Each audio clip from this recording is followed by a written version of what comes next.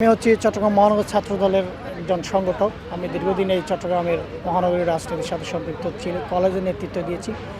আমি আশাবাদী কালকের এই মহা জনসমাবেশে আমাদের প্রিয় নেতা দীর্ঘ ২০ বছর পর চট্টগ্রামের মাটিতে পা রাখবেন। আজকে উনি সন্ধ্যা ৭:৩৫-এ চট্টগ্রাম বিমানবন্দর অবতরণ করে চট্টগ্রামের উদ্দেশ্যে রওনা দিবেন। এখানে আমাদের এই বন্দরনগরীকে উনি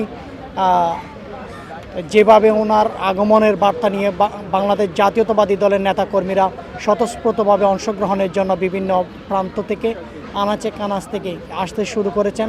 এটা বাংলাদেশ জাতীয়তাবাদী দলের আগামী নির্বাচনে বাংলাদেশ জাতীয়তাবাদী দল বিপুল ভোটে বিজয় অর্জন করবে এবং আমাদের প্রিয় নেতা জনাব তারেক রহমান দলের নেতাকর্মীদের উদ্দেশ্যে উনি বক্তব্য রাখবেন এবং জনগণকে কিভাবে এগিয়ে নেওয়া যায়, বাংলাদেশকে কিভাবে এগিয়ে নেওয়া যায় সেই বার্তা উনি আমাদেরকে দিবেন বলে আমি আশা করি।